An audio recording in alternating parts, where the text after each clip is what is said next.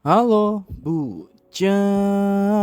Terima kasih sudah mengklik video ini dan selamat datang di channel Ucemaki Film. Channelnya jomblo friendly banget.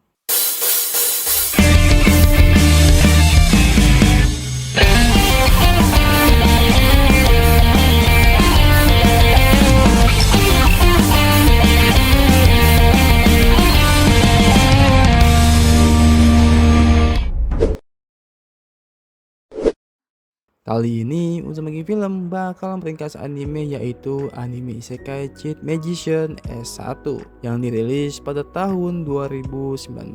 Mana nih kabarnya? Kayaknya udah lama nggak ngonten, pasti udah nggak pada ngebujang lagi ya kan? Penonton sini pasti udah pada punya ciwi dan menikmati romantisnya. Dan selamat buat kalian juga yang mungkin udah lulus SMP, SMK, bahkan wisuda tahun ini. Semoga sehat selalu dan lancar terus hari-harinya, dan bantu doanya semoga tahun ini Uzumaki Film lebih konsisten lagi dalam membuat konten-konten animenya. Ya walaupun gitu mulu ngomongnya, tapi jujur ini mah serius bakal konsisten. Jadi terima kasih bagi kalian yang masih nonton sampai sekarang. Maaf juga kalau suaranya agak sayu atau jelek, karena aku ngebuatnya pas lagi capek sepulang kerja juga agar bisa upload dan menghibur kalian.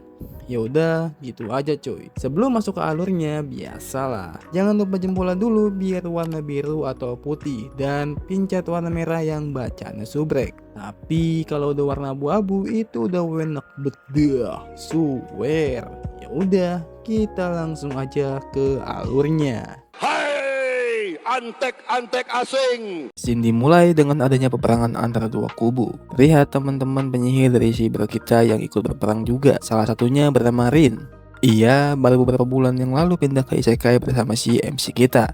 Dan di tengah-tengah peperangan itu, musuh pun terlihat ketar-ketir saat MC menunjukkan dirinya. Lalu cerita flashback ke MC kita bernama Taichi dan teman kecilnya Rin yang sedang berangkat ke sekolahnya. Dan di tengah perjalanan mereka, Taichi mendengar namanya dipanggil oleh seseorang yang tidak ada wujudnya sama sekali cuy. Di waktu yang sama, di dunia yang lain, seorang penyihir misterius dan prajuritnya sedang membuat ritual pemanggilan. Namun di tengah itu seorang penyusup mengganggu ritual mereka. Akan saya lawan. Membuat prajurit dan penyusup itu pun akhirnya tewas saling tertusuk. Ritual itu pun berhasil sampai ke dunia si Taichi. Ia pun kebingungan apa yang terjadi melihat adanya lingkaran di bawah kakinya. Rin yang sedang berada di lingkaran yang sama itu pun membuat mereka berdua pindah ke Isekai. Mereka pun terbangun di tengah padang rumput dan berusaha mencari pemukiman penduduk sampai sore pun tiba. Namun di tengah perjalanannya mereka bertemu seekor kuda obsidian yang berusaha menyerangnya. Dengan jiwa lakinya, si bro kita membiarkan dirinya menjadi umpan untuk menghadapi kuda tersebut. Dan di waktu yang tepat muncul satu party datang menolong si bro MC kita dan temannya mengalahkan kuda obsidian itu dengan cepat. Malam pun tiba, mereka pun berbincang-bincang soal asal Rin dan Taichi.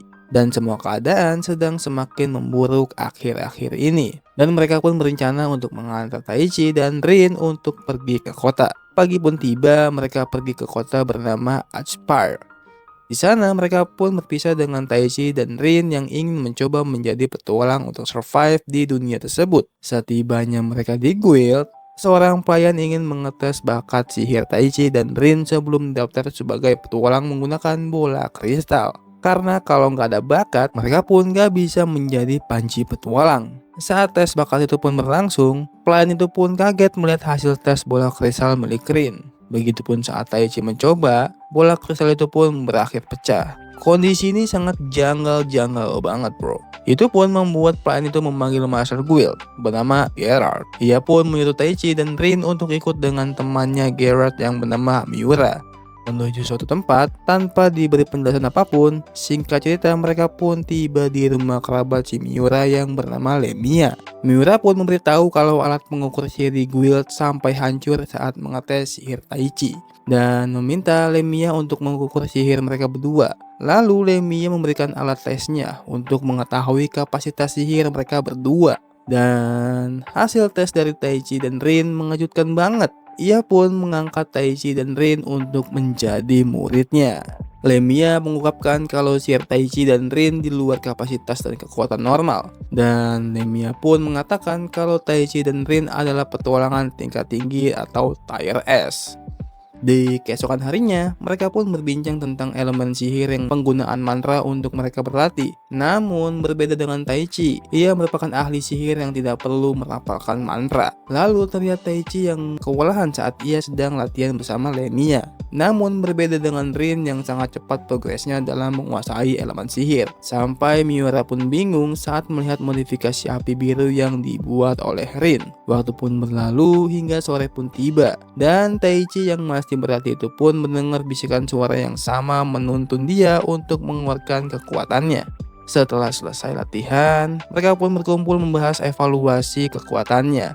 Miura menghampiri Lemia yang sedang nyantai di luar membicarakan soal Taichi dan Rin yang menuntutnya bukan manusia biasa. Dengan kondisi semakin buruk di area kota, Lemia akan melatih mereka berdua dalam 3 minggu dan merahasiakan identitas Taichi dan Rin. Karena keberadaan mereka berdua bisa membawa bahaya jika kabar kekuatan mereka tersebar. Sementara di suatu tempat, seorang penyihir misterius sedang mendoakan Taichi dan Rin. Waktu pun berlalu hingga hari hujan pun tiba. Taichi dan Rin pun mengalahkan lawannya dengan kekuatan mereka. Sampai akhirnya seekor kuda obsidian pun muncul untuk mereka lawan sebagai final boss. Setelah melalui ujian, mereka pun dinyatakan lulus. Lemia pun beritahu ke Taichi dan Rin akan dikirim ke kota Archpear sebagai petualang. Dan Lemia memberitahu mereka kalau ia telah menyadari kalau Taichi dan Rin adalah orang yang hilang, atau bisa dibilang orang yang datang dari dunia lain. Hal itu bisa terjadi karena sesuatu telah memicu terbukanya lubang ruang dan waktu. Karena Taichi dan Rin bingung siapa yang membawa mereka berdua ke sini, Lemia pun menyuruh Taichi dan Rin untuk menemui ahli sihir yang memiliki kekuatan langka yang bisa merubah ruang dan waktu.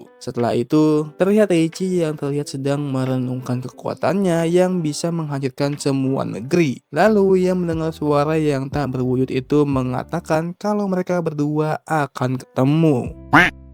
Di keesokan harinya, Taichi pun terbangun dan ia pun akhirnya pergi menuju kota Archpear bersama Rin. Di sana mereka berhasil mendaftarkan diri sebagai petualang tingkat rendah, bertemu dengan party yang sebelumnya menolong mereka. Dan sekarang mereka menghabiskan waktu dengan menyelesaikan quest kecil tingkat E. Setelah semua itu, mereka pun sedang santai di sebuah tempat dengan Rin yang sedang mempelajari negeri-negeri yang ada. Dan tak lama dari itu, mereka pun mendapatkan panggilan dari Master Guild yang memintanya untuk mencari informasi barang selundupan dari seorang bartender di daerah kumuh. Tak pikir panjang, Taichi dan Rin pun menjalani misi itu ke daerah kumuh. Di sana mereka diremehkan oleh orang-orang karena terlihat seperti orang yang sangat bodoh. Sampai Taichi membahas rumor barang-barang yang tak dijual di pasar yang membuat stok barang di pasar menjadi tipis dan ia ingin membelinya dengan harga tinggi. Orang-orang di sana yang mendengar itu pun langsung ingin menyerang si Taichi dan Rin. Namun, keadaan menjadi terbalik. Taichi pun menyelesaikan mereka semua dan menanyakan informasi penting. Tapi sang penjaga bar dengan tenang menolak tawaran uang Taichi dan menyuruhnya pergi. Mereka pun akhirnya pergi dengan informasi yang tidak banyak cuy.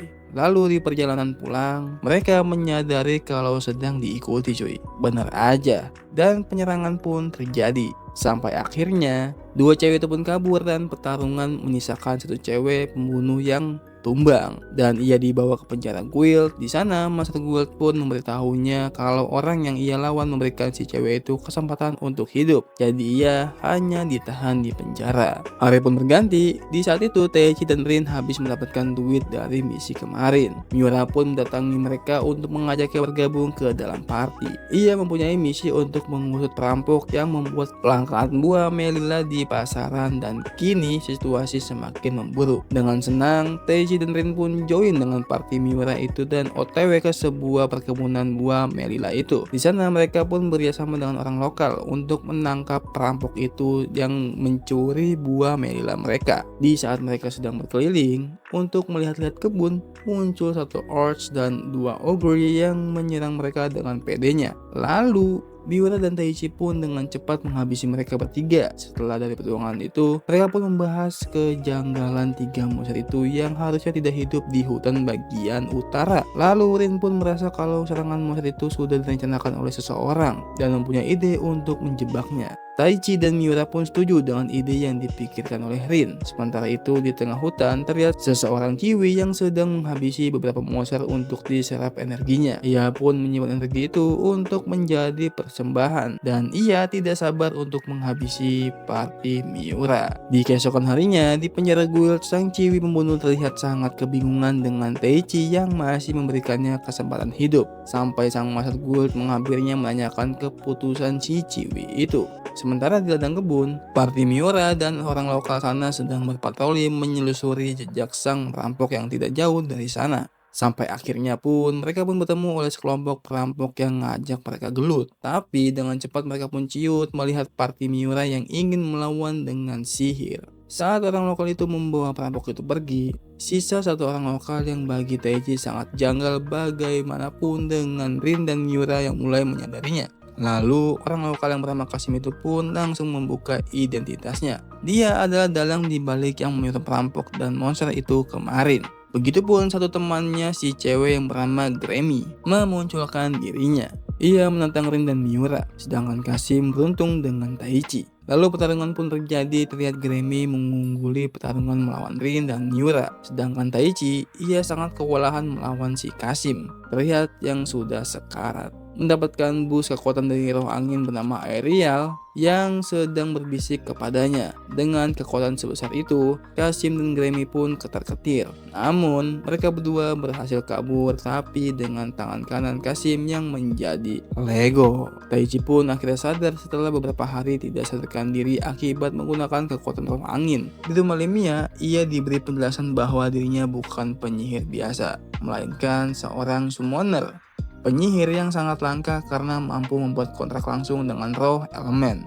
Berbeda dengan penyihir pada umumnya yang mengandalkan mantra. Taichi dapat meminjamkan kekuatan roh secara langsung sehingga memiliki potensi sihir yang sangat jauh lebih besar. Meskipun tubuhnya belum sepenuhnya mampu menahan kekuatan tersebut. Setelah pulih, Taichi kembali ke kota Aspir dan bertemu dengan Anastasia, mantan pembunuh bayaran yang sebelumnya diperintahkan untuk membunuh Taichi dan Rin. Berkat kebaikannya Taichi yang pernah menyelamatkan nyawanya, Anastasia memutuskan meninggalkan kehidupan lamanya dan kini bekerja sama dengan guild sebagai penyelidik. Ia kemudian membantu Taichi mengusut penyebab kelangkaan bahan makanan dan meningkatnya aktivitas mencurigakan di sekitar kota. Dalam penyelidikan tersebut, Taichi dan Anastasia menemukan sebuah markas rahasia yang menyimpan banyak monster goblin di ruang bawah tanah. Monster-monster itu pun ternyata telah diperkuat menggunakan Crimson Patch Magic, sihir terlarang yang mampu meningkatkan kekuatan monster secara drastis.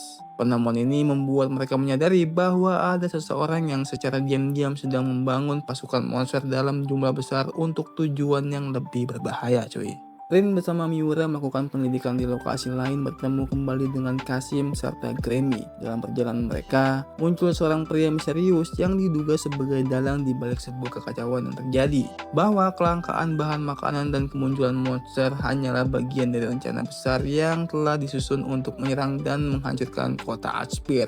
Setelah menyampaikan ancamannya, pria tersebut pergi begitu saja, cuy, menunjukkan keyakinannya bahwa tidak ada yang mampu menghentikan rencananya. Kemudian Taichi dan Anastasia masih berada di ruang bawah tanah sebuah mansion setelah mengalahkan Golem. Di sana mereka bertemu dengan dua penyihir kembar, Milo dan Melo, yang ternyata terlibat dalam eksperimen penciptaan Red Goblin, yaitu goblin yang diperkuat menggunakan sihir Crimson. Sementara itu, Rin dan Miura berhasil kembali ke kota Aspir dan segera memperingatkan bahwa ribuan monster sedang bergerak menuju kota. Menyadari ancaman tersebut, guild petualang mengumumkan keadaan darurat dan mengarahkan seluruh petualang untuk mempertahankan Aspir meskipun peluang menang sangatlah kecil. Di tengah situasi yang genting, penyihir legendaris Lemia datang untuk membantu sehingga semangat para petarung kembali bangkit. Di ruang bawah tanah, eksperimen Milo dan Melo justru berbalik menjadi bencana ketika Red Goblin lepas kendali dan menyerang mereka. Meskipun keduanya adalah pihak yang bertanggung jawab atas kekacauan tersebut, Taichi tetap memilih menyelamatkan mereka. Setelah memastikan situasi di bawah tanah terkendali,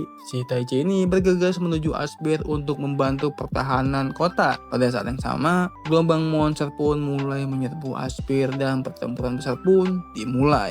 Taichi yang hampir tiba di medan perang pun menjadi awal dari pertarungan sengit untuk menyelamatkan kota. Dan cerita pun sampai di sini dulu coy.